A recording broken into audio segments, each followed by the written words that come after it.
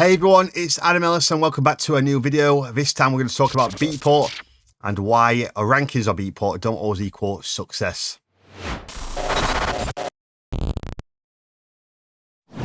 Okay, so Beatport, it's that chart that everyone is desperate to be in. I've been there myself as a young producer and it really got me by its clutches and it made me do some very silly things. And as always, I'm going to be transparent and honest in this video.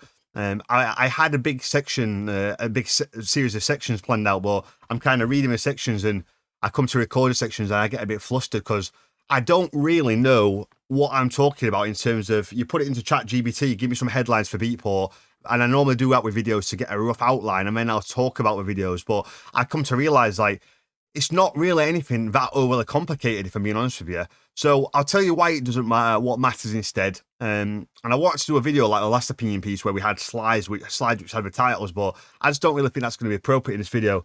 I don't really think it's going to be that long. So yeah, I was hoping to do this video just to connect to you producers out there that maybe see Beatport as this big, exciting, illustrious thing that you must chase. And I want to empathize with you and talk to you and tell you that it's just not the case. Does it have its place? Yes, of course it does, but more often than not, it doesn't. So let me tell you, when I first started out with Bullet in the Gun, I actually made Napalm Poet after Bullet in the Gun, but Napalm Poet got signed a lot faster, so that track came out first. And at the time, there hadn't been a trance track, an uplifting trance track on Beatport for I think 6 or 7 years. It was 2013-14, and we was really dominated with that Trouse era. If you remember, someone coined the word Trouse, which is an awful genre, I think, personally. If you want to make house, make house. If you want to make trance, but hey, who am I to say, eh? It's just my stupid, worthless opinion, that's literally all it is, my opinion. People should be able to make whatever they want, but yeah. Trouse isn't something I'm particularly a fan of, but was in that the Trouse kind of era. And yeah, when Napalm Poet came out, it was quite a big thing in the local trance scene. Like, well, I guess local, I guess kind of worldwide, because it was this massive uplifting track which really engaged with people. It was very memorable. Everyone was playing it. Brian Carney played it like an absolute superstar. He wouldn't let anyone have it. He hammered it all summer. So when it came out, everyone wanted it. There was a funny incident with a massive label. Wanted to sign it after it had already been signed, and I'd already sent it to them to be signed, and he ignored me. So that was quite a funny situation. So I had to kind of say, hey, you know, you had your chance and it's signed somewhere else now. And it was the best thing that ever happened to me because, gosh, fate didn't half intervene then, because me signing that track with Brian was the best thing I've ever done in my life, in my career. So, because like I said, he played it like, he knocks it out of the park with his promotion. He was very smart with it, and kudos to Brian for that. He's excellent at what he does with his label, and he knows what he's doing. Well, yeah, so Beatport came out. It kind of took the trance scene by storm. I think there was like, I don't know, something like a 20 or 30 page thread on Transfix, which is pretty much unheard of nowadays. If you go on there, it's like, you're lucky, a lot of tracks don't even get replies. So yeah, it was good. It was a fresh artist in the scene. Back then, everyone liked me because no one had a reason not to like me. Track came out and it went to Beatport. And a funny story, I was at Global Gathering, the first time I've ever been, which is a massive festival in the UK. A bit like Creamfields, but it was before Creamfields, I think. It was a cat here.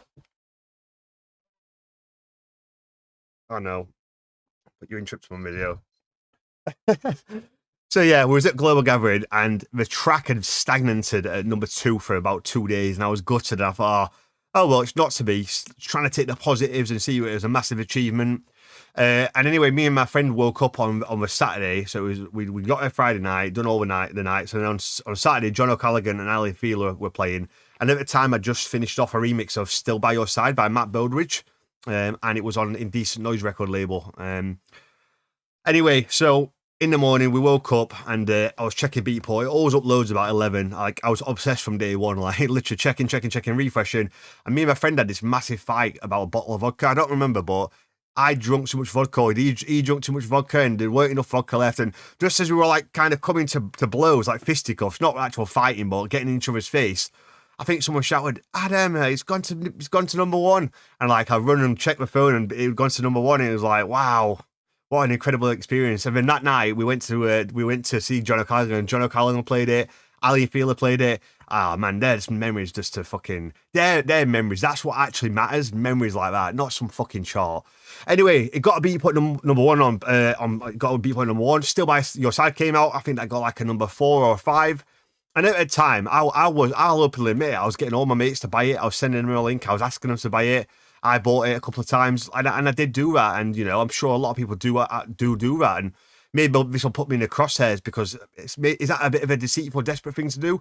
Looking back at it, yeah, probably is. But I know, I was 25 years old. I've just been immersed into a trance scene, and not to make excuses, but you know, me buying my track to support it. If someone thinks that's wrong, that's fair enough. And looking back, I think it probably is wrong, but it is what it is. It's done with now. Anyway, Agent Orange came out, and that got to same position. It got to like number 2, and he was stuck.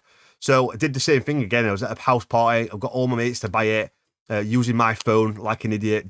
Desperation, you know, really felt that was a career-defining moment. I can't have a number 1 and then not get another number 1. That's going to affect my career badly. Anyway, that got flagged on Beatport because so many people bought it from the same IP address on their phone. And it got took down, and that was the first ever thing in my career that kind of went wrong for me. And understandably, a lot of people were upset, and I got a lot of abuse for that, and rightly so, really, because you shouldn't be doing things like that. I was more bothered about a fucking Beatport chart than I was on getting in the studio and spending that time making music. But it's the way the world is going nowadays, unfortunately. You might have seen John Askew's post about social media and numbers and charts, and he kind of nailed it, really. It's a sad world we live in where people are more bothered about numbers. So yeah, ultimately I went on to have more Beatport number 1s, and I'd always get my friends and my clients to just, I'd send them a copy and say, hey, if you don't mind supporting it.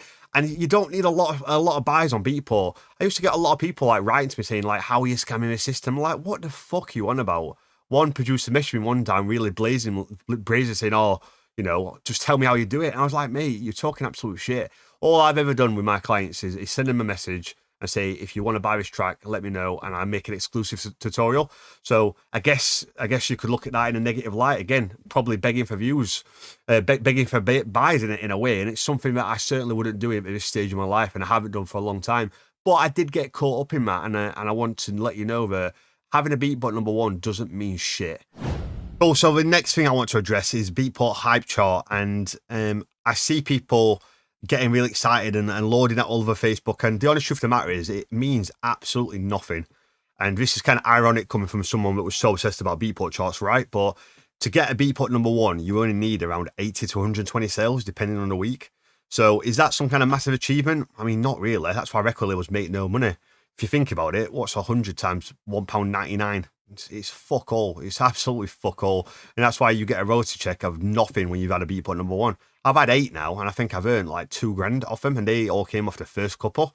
So there's no money in making music. But the whole point about Beatport is you've got a number 1, like it makes you special, right? Well, it really doesn't. And this hype chart, I see people posting it, and I understand why. They're young producers, they've got caught up in the scene, they're not educated, but to get a Beatport number 1, like on a hype chart, you need about 10 sales. So, like, what are people actually hyping it about? There's nothing. What is it that you're like excited about? And again, I know this is a bit harsh for me saying it, but I'm just kind of telling you the truth. And I wish someone told me this. I wish someone sent me this video years ago, so I could have not got into so much fucking desperation with a whole Beatport chart. I let it rule my life for years. Like the amount of times I've sat on my phone refreshing Beatport, because back then it was dependent on my career, or so I thought it was. But yeah, these Beatport hype charts are a load of nonsense, and you shouldn't be posting them. I understand if you want to post, you get a Beatport number 1, but again, it doesn't mean anything.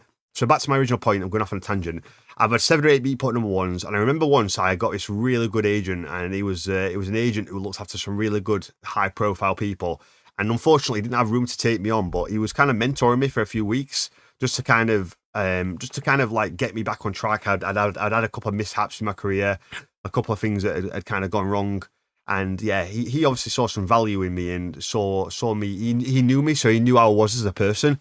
And you know, a lot of people don't know who I am. They just might see me online and see me have an opinion, or maybe they met me at a gig and maybe, I don't know, maybe I didn't have time to take a photo with them and they think I'm a dickhead or something like that, which I've unfortunately seen a lot. But he actually knew me, so he gave me a chance and he took me under his wing for a little bit. And I remember I got a Beatport number 1 on this label, and I'll not mention the label just for professional reasons, but he kind of just, in a nice way, shot me down. He said, "Mate, like I understand that you're happy, but that label is just it's nothing to write home about. Like having a Beatport #1 on like Armada, sure, post about it. At least people."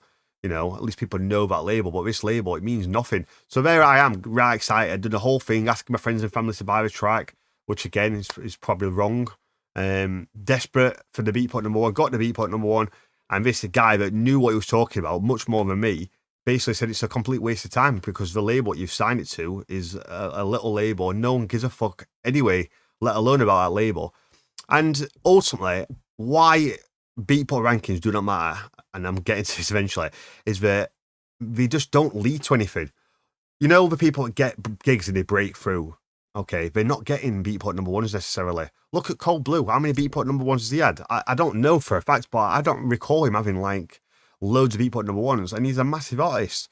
Factor B, same thing. John O'Callaghan, like a massive artist. Like if there's someone that deserves to be getting Beatport #1s, it's John O'Callaghan. That guy is an absolute trance machine. But his career has not been built on Beatport and stats. It's been built on DJ plays. So if you want to stand out, stop obsessing over Beatport #1 and charts. Something I did and wouldn't I? God, I wish I didn't. But yeah, and start focusing on getting your tracks played by big DJs. And that's what I say to people when it comes to signing music. There's no point if you're just having fun and you want to you want to get your track out there and you get some kind of buzz off signing your track. I mean, sure, go sign it to some little label. That's fine. But if you actually want to make a career of this and you want to stand out and you want to be heard and you want to play all around the world, you have to go for them labels which matter. And I know it's a sad thing. A lot of people say to me, "Well, it's a starting point, right? I just want to get started." And yeah, I can see that. Cold Blue, Schneider, they started on the lower level labels and they built their way up, and it worked for them. But you've got to remember, the whole point of that is working your way up. A lot of people are signed to this label and that's it. They never push themselves anymore. And they'll go for the big labels, they get rejected, so they sign on with smaller labels, and they never push themselves. The guys that have succeeded by jumping on with smaller labels first, they got better, they pushed, they got better, and they got to the point where they were good enough to release on the major labels. And if you want to see success in this game, you have to get on them labels.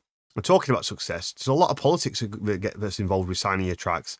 I was saying the other day to someone on Reddit that when you sign your track, it's a game of patience. You can't send your track to more than one label because what happens if they both want to sign it? Then you have to get rid of one of the labels, and your relationship with that label is done forever. So there's a lot of politics to consider as well. But yeah, if you want to stand out, and if you want to do what the perceived #1 on Beatport does do, which is get you noticed and get you standing out, then forget the numbers and just sign with big labels consistently. Making a lot of mistakes today. So yeah, that's my opinion on Beatport and why it doesn't really matter. Just to wrap it up, stay away from the hype chart because it doesn't mean anything. Getting a Beatport #1 on a hype chart is like it's not even equivalent to getting into a top 100. So it's completely pointless. So there's no point in lauding about that.